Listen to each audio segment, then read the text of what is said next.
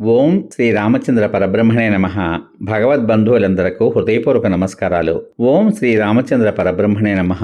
ఆపదామపహర్తారం దాతారం సర్వసంపదాం లోకాభిరామం శ్రీరామం భూయో భూయో నమామ్యహం.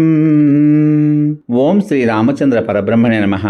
శ్రీ వాల్మీకి రామాయణం అయోధ్యాకాండం 98వ సర్గయందలి గల 1వ శ్లోకం నుంచి 18వ శ్లోకం వరకు గల అన్ని శ్లోకముల యొక్క వచన భావసారాన్ని భరతుడు రాముని ఆశ్రమమును దర్శించుట అనే కథగా విందాం. భరతుడు సేనను నిలిపి రాముని వద్దకు నడిచే వెళ్ళాలి అని నిశ్చయించుకున్నాడు. సైన్యాన్ని తగు స్థానములందు నిలిపిన పిమ్మట భరతుడు శత్రుఘ్నునితో ఈ విధంగా పలికాడు. శత్రుఘ్న, నీవు నర సముదాయములతోనూ ఒకచోట కూడిన ఆటవికులతోనూ కలిసి వెంటనే ఈ అరణ్యానంతటా కూడా వెతుకు. గుహుడు శరచాప ఖడ్గములు ధరించిన 1000 మంది బంధువులతో కూడినవాడై స్వయంగా ఈ వనంలో రామలక్ష్మణులను వెదకునుగాక. నేను స్వయంగా అమాత్యుల తోడను, పౌరుల తోడను, గురువుల తోడను, బ్రాహ్మణుల తోడను కలిసి ఈ వనాన్నంతటినీ కూడా కాలినడకతో తిరుగుతాను. రాముని, మహాబలశాలి అయిన లక్ష్మణుని, మహాభాగ్యవంతురాలైన సీతను చూడనంతవరకు నాకు దుఃఖశాంతి కలగదు. చంద్ర సమానము పద్మపత్రముల వంటి నేత్రములు కలది అయిన అన్నగారి మంగళకరమైన ముఖాన్ని చూడనంతవరకు నాకు మనశ్శాంతి కలుగదు.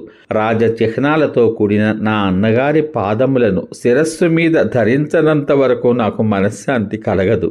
రాజ్యమునకు తగిన ఆ రాముడు రాజ్యాభిషేక జలములచే తడిసి పితృపితామహ క్రమమున వచ్చుచున్న రాజ్యాన్ని పొందనంత వరకు నాకు మనశ్శాంతి కలగదు. స్వచ్ఛమైన చంద్రునితో సమానము పద్మముల వంటి నేత్రములు కలది గొప్ప కాంతితో ప్రకాశించేది అయిన రాముని ముఖాన్ని సర్వదా చూడగలిగిన లక్ష్మణుడు కృతార్థుడు కదా. సముద్రము వరకు వ్యాపించిన ఈ భూమికంతకు కూడా ప్రభువైన ఆ రాముని అనుసరించి వెళ్ళిన మహాభాగ్యవంతురాలైన సీత చాలా కృతార్థురాలు. కుబేరుడు నందనవనంలో నివసించినట్లు రాముడు హిమవత్ పర్వతంతో సమానమైన ఈ చిత్రకూట పర్వతం మీద నివసిస్తున్నాడు. అందుకే ఈ పర్వతం చాలా భాగ్యశాలి. క్రూర మృగాలతో నిండి ప్రవేశింపశక్యం కాని ఈ వనం కూడా ఎంతో పుణ్యం చేసుకుంది. ఎందుచేతనంటే మహా తేజస్శాలి శస్త్రధారులలో శ్రేష్ఠుడు అయిన రాముడు దీనిలో నివసిస్తున్నాడు. భరతుడు ఈ విధంగా పలుకుతూ కాలినడకనే ఆ మహావనంలోకి ప్రవేశించాడు. అతడు పర్వతము చర్యల మీద పెరిగిన వృక్షముల సముదాయాల నడుమ నడుస్తూ వెళ్ళాడు. అతడు చిత్రకూట పర్వతంపై ఉన్న పుష్పించిన ఒక సాలవృక్షాన్ని సమీపించి రాముని ఆశ్రమము నుండి పైకి ఎగురుచున్న పొగను చూశాడు. ఆ భరతుడు ఆ ధూమాన్ని చూడగానే రాముడు ఇక్కడే ఉన్నాడు అని తెలుసుకుని నది అవతలి ఒడ్డున చేరిన ఈతగాడి వలె చాలా సంతోషించాడు. మహాత్ముడైన ఆ భరతుడు ఆ చిత్రకూట పర్వతంపై పుణ్యాత్ములతో నిండిన రాముని ఆశ్రమాన్ని చూసి మహాత్ముడైన ఆ భరతుడు ఆ చిత్రకూట పర్వతంపై పుణ్యాత్ములతో నిండిన రాముని ఆశ్రమాన్ని చూసి సేనను దూరంగానే ఉండమని నియమించి గుహునితో కూడా మరల తొందరగా నడుస్తూ వెళ్ళాడు. సమాప్తం. ఇంతవరకు మీరు శ్రీ వాల్మీకి రామాయణం అయోధ్యాకాండం 98వ సర్గయందలి గల 1వ శ్లోకం నుంచి 18వ శ్లోకం వరకు గల అన్ని శ్లోకముల యొక్క వచన భావ సారాన్ని భరతుడు రాముని ఆశ్రమమును దర్శించుట అనే కథగా విన్నారు.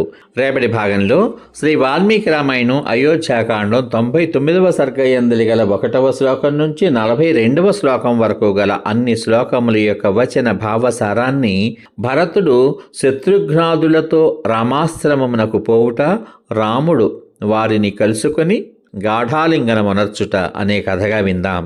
ఓం శ్రీ రామచంద్ర పరబ్రహ్మణే నమః. శ్రీరామ రామ రామేతి రమే రామే మనోరమే సహస్రనామ తత్తుల్యం రామనామ వరాననే. ఓం శ్రీ రామచంద్ర పరబ్రహ్మణే నమః. సర్వే జనా సుఖినో భవంతు. శుభమస్తు. స్వస్తి.